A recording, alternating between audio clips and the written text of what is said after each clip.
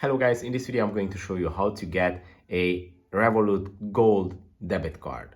It's quite easy. I'm going to show you how to do it. You just have to open up the Revolut application.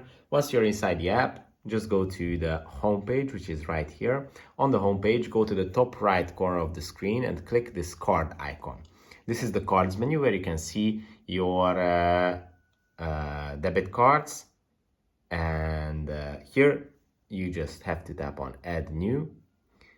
Sorry, for some reason it exited. Tap on add new, and here are all the card options that you can request, but now we want a new physical debit card.